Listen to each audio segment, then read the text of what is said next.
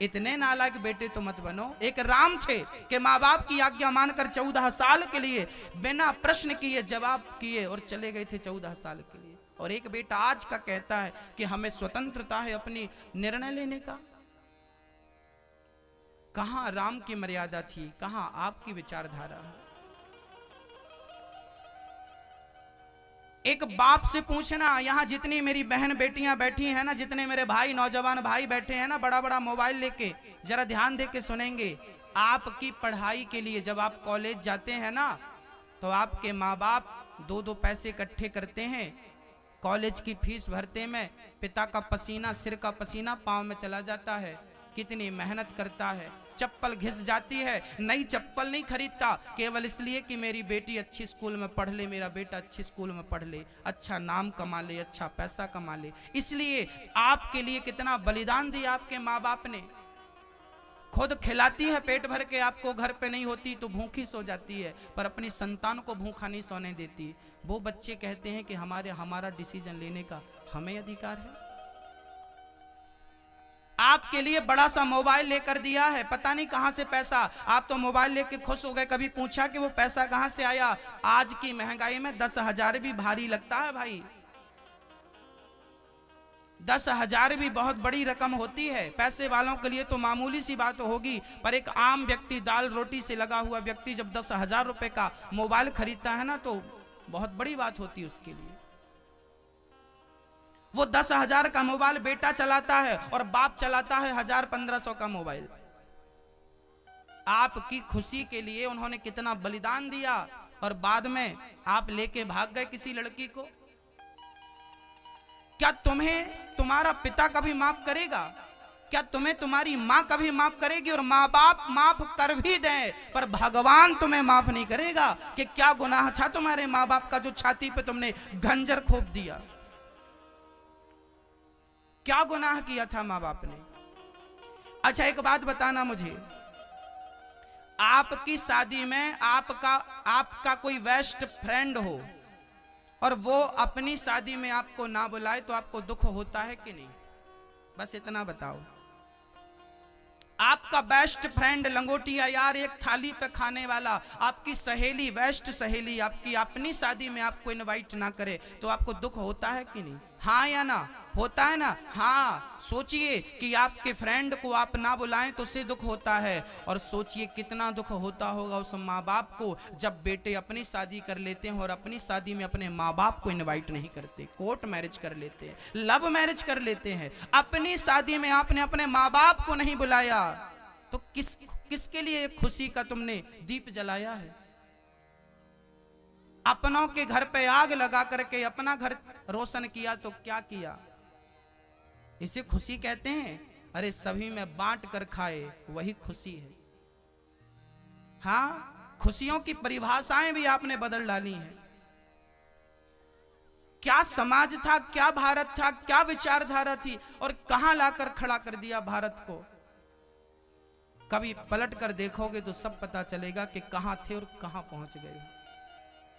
तो मैं नौजवान दोस्तों से, नौजवान अपनी बहनों से एक प्रार्थना करूंगा कि आप कभी भी ऐसा कार्य ना करें कि आपके माँ बाप को तकलीफ हो। माँ बाप शादी करो, परंतु माँ बाप की मर्जी से कर लोगे तो क्या नुकसान हो जाएगा? माँ बाप के कहने से कर लोगे तो क्या घट जाएगा? हाँ, और ये प्यार जो है ना मेरी बहनों, आप कहती हो फलाना हमसे प्यार करता है, याद रखना मेरा अनुभव ज्यादा होगा शायद आपसे।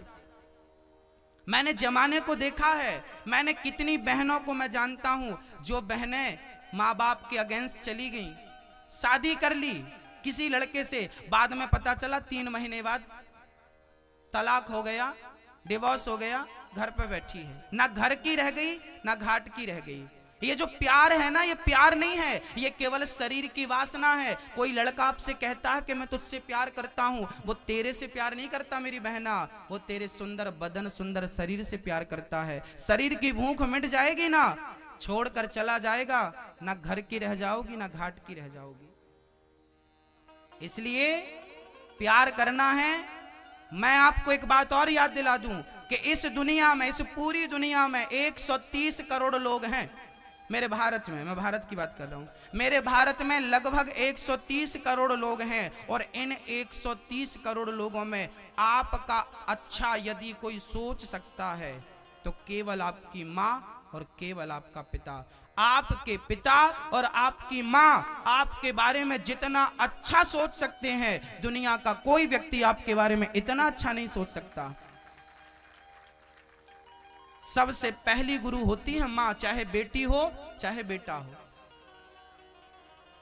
इसलिए मैं निवेदन फिर से करूंगा कि ये प्यार के चक्कर में ना पड़ना। आपको लव हो जाता है, प्यार हो जाता है, ये प्यार केवल गड्ढे में ले जाकर, खाई में ले जाकर चरित्र को बिगाड़ कर छोड़ेगा। इसलिए प्यार के चक्कर में मत पड़ना। रिश्ते तो तब भी हुआ करते थे, प्यार तो तब भी होता था। शादी के पहले प्यार व्यार नहीं होता था। शादी के पिता ने जिससे कह दिया शादी करना है, कर लिया, जीवन भर उसी के संग चलेगा प्यार, और फिर किसी के संग प्यार व्यार होता नहीं है। तो ये जो प्यार का आप लोग जो देख रही हो ना रूप, घिनौना रूप है ये केवल आपको चरित्र से गिराने का षड्यंत्र है। कलयुग तो आज उल्टी गंगा बहा रहा है, माता पिता को बेटा ठोकर लगा रहा है। तब एक ही था रावण, गौर से सुनिएगा, तब एक ही था रावण और एक ही थी सीता। अब हर गली में रावण सीता चुरा रहा है। कलयुग तो आज उल्टी गंगा बहा रहा है। भारत की प्यारी बहना, जितनी मेरी बहनें बैठी हैं ध्यान से सुनना, तुम्हारा भाई बोल रहा है। भारत की प्यारी बहना तुम सावधान रहना, भारत की प्यारी बहना तुम सावधान रहना। क्यों? क्योंकि पापी भी हाथों अपने राखी बंधा रहा है। कलयुग तो आज उल्टी गंगा बहा रहा है।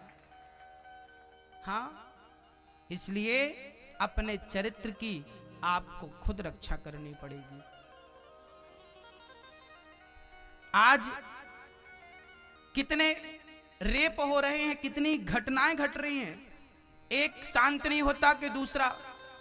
अभी हैदराबाद की कहानी पूरी नहीं हुई थी कि यूपी में दूसरा जन्म ले लिया, किसी बहन को फिर उठा लिया और उसका बलात्कार करके जला के फेंक दिया। आए दिन घटनाएं घट रही हैं। मैं निवेदन आपसे फिर करूंगा कि आपको ही अब आपकी रक्षा करने का दायित्व लेना पड़ेगा। आपको अपने आप को स्ट्रांग करना पड़ेगा, मजबूत करना पड़ेगा। इन दुष्टों से निपटने की शक्ति, क्षमता आपके भीतर भी होनी चाहिए। आपकी रक्षा और आपके चरित्र की रक्षा आपको खुद ही करनी पड़ेगी, अब खुद करनी पड़ेगी। भक्तों, बच्चों को चरित्र की शिक्षा जरूर दीजिएगा। पैसा कमा लोगे पर चरित्र से गिर जाओगे तो उस पैसे का कोई महत्व नहीं है, उस पैसे का कोई मूल्य नहीं है कोई मूल्य। इसलिए चरित्रवान बनिए। अपने बेटों को अच्छी शिक्षा दीजिए, अच्छे संस्कार दीजिए। पढ़ाई लिखाई अच्छी बात है, परंतु केंद्रित हो मन केवल पढ़ाई में। यहां वहां भागोगे तो सफल नहीं हो पाओगे। जिस मां ने हमें पाला है वो मां रोती रह जाती है।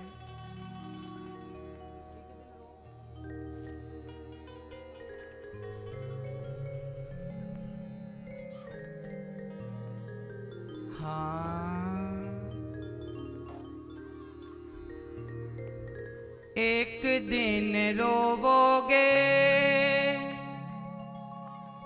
चीख पुकार के, माता पिता की अपने मूर्ति निहार के।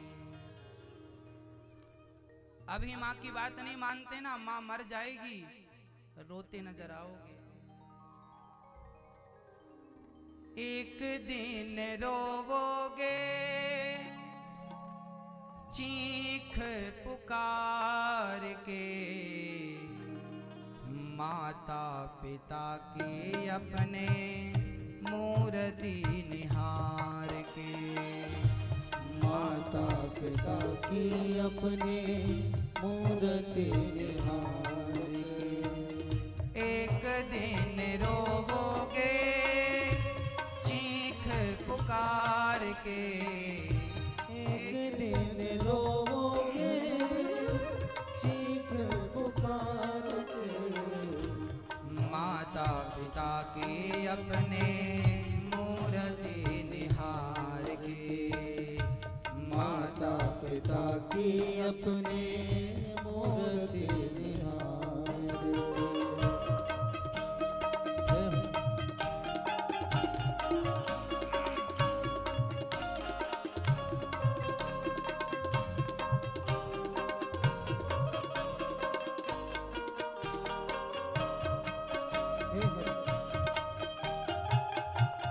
जय हो।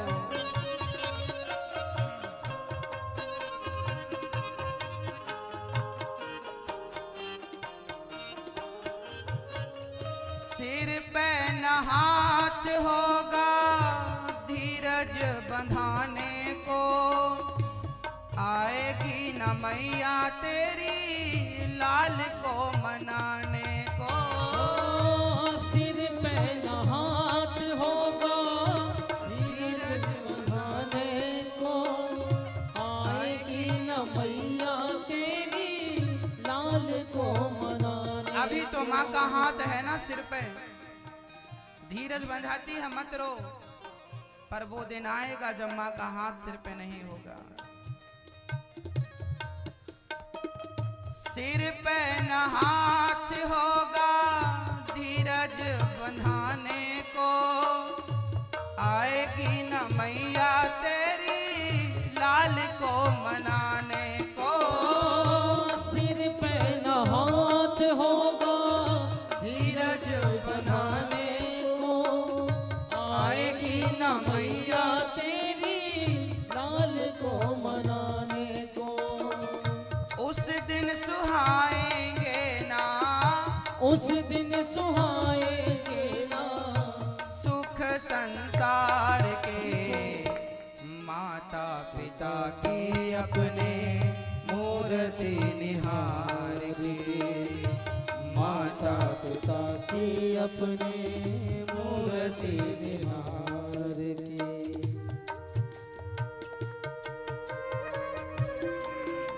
हरि बोल। जय हो।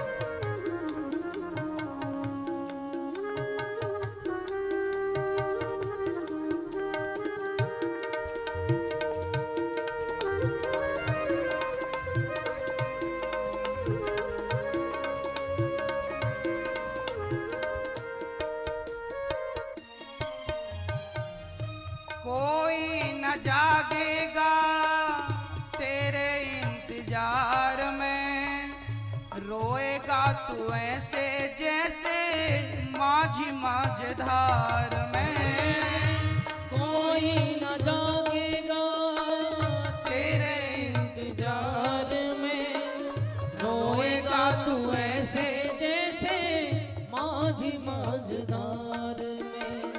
सारे रिश्ते नाते होंगे, सारे रिश्ते नाते होंगे दिन दो ही चार के। माता पिता की अपने मूर्ति निहार के, माता पिता की अपने मूर्ति निहार के। माता की ममता पिता का सहारा, जीवन में प्राणी तुझको मिले ना दोबारा। माता की ममता पिता का सहारा, जीवन में प्राणी तुझको मिले ना दोबारा। योगी तो पी ले इनके, योगी तू तो पी ले इनके चरणों को पखार के। माता पिता की अपने मूर्ति निहार के, माता पिता की अपने मूर्ति निहार के। माता पिता की अपने मूर्ति निहार के। पिता की अपने मूर्ति निहार के।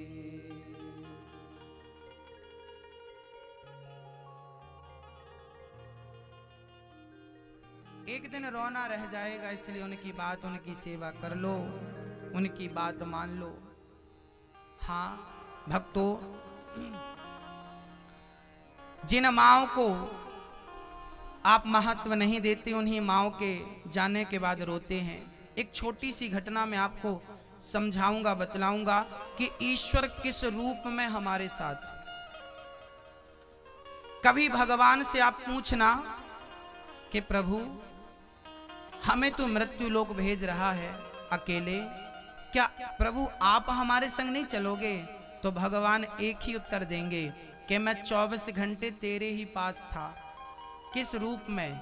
बोले मां के रूप में। कभी भगवान आपको मिलेंगे ना तो भगवान की सूरत, भगवान की शकल आपकी मां से मैच करती नजर आएगी, क्योंकि मां और भगवान ये दो नहीं है, वही भगवान है, वही मां है। एक मां और एक बेटी रहा करती थी। मां बहुत गरीब थी, टूटी सी झोपड़ी थी, बरसात का पानी अंदर गिरता था, छत टपकती थी, घास की झोपड़ी थी। घास को ही मिट्टी से उन्होंने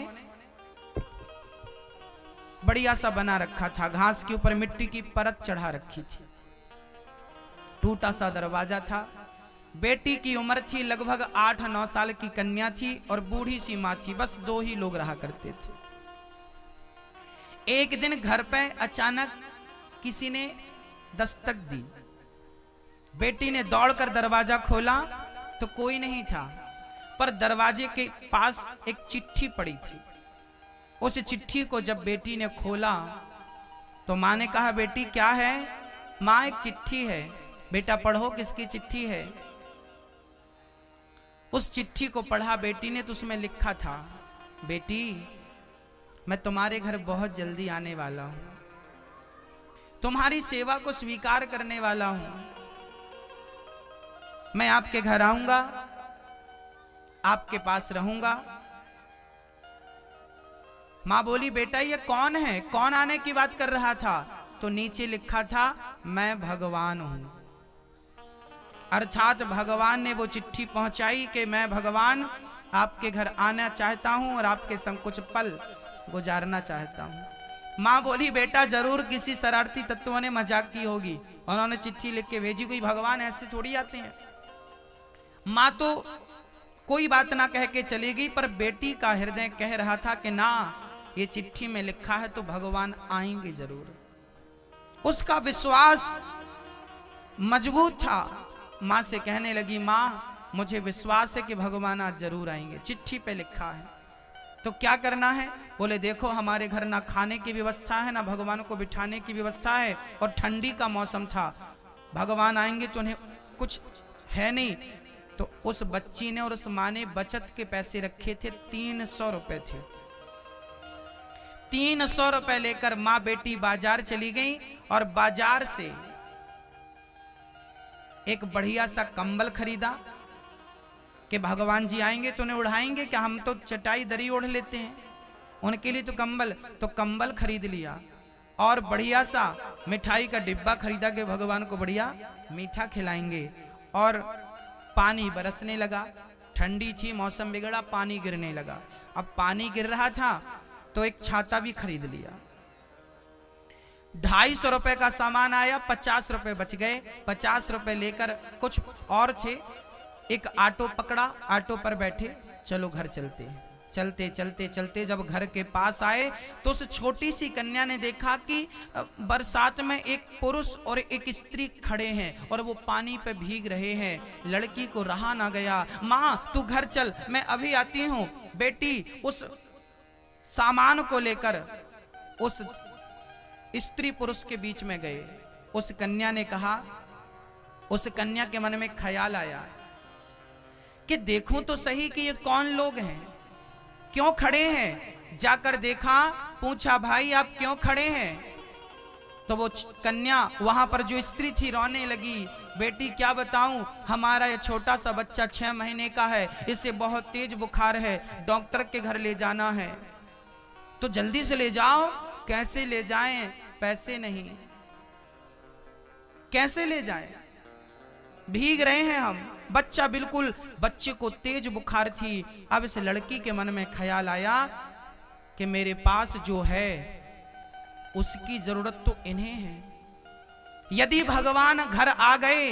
अब उसके मन में ख्याल आया कि भगवान आए तो भगवान को क्या, क्योंकि जो पैसा था बस इतना ही था, अब नहीं है। यदि भगवान घर पे आए तो मैं उन्हें कैसे मीठा खिलाऊंगी, कैसे उनकी सेवा करूंगी।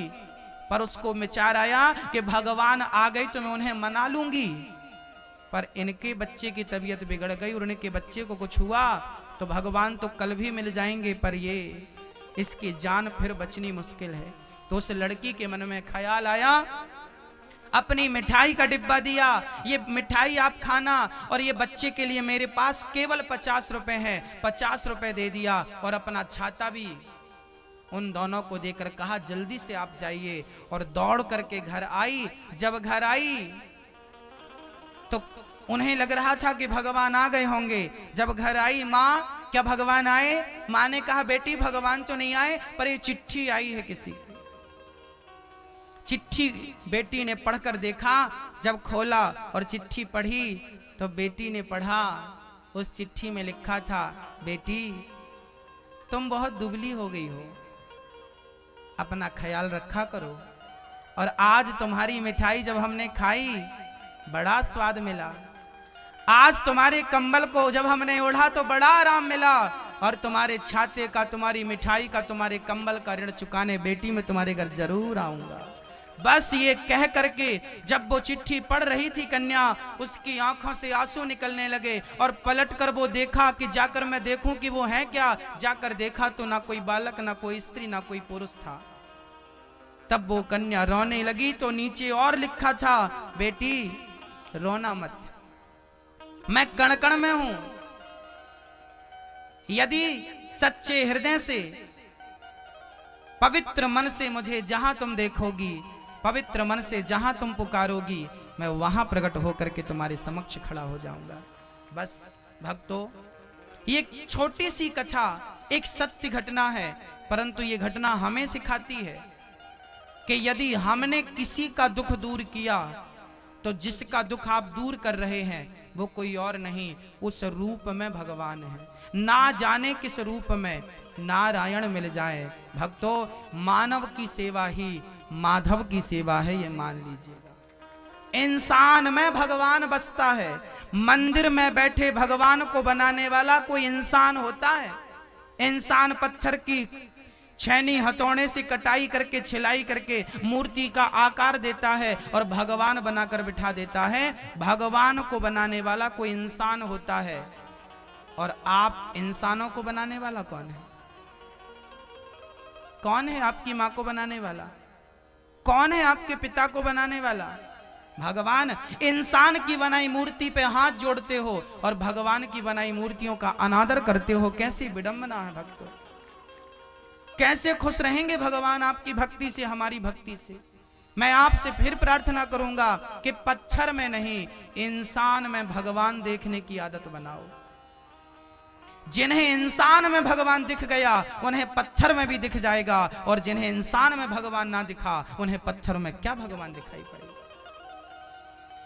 हाँ, इंसान की सेवा ही, इसलिए कहता हूं कि जो वृंदावन में वृद्ध माएं हैं वो इंसान है ना, उन माओं को आपके सहारे की जरूरत है। आज कथा पूरी हो जाएगी सुठालिया वालों, आज कथा पूरी करके ही हम चले जाएंगे। कल आपके मन में ख्याल आएगा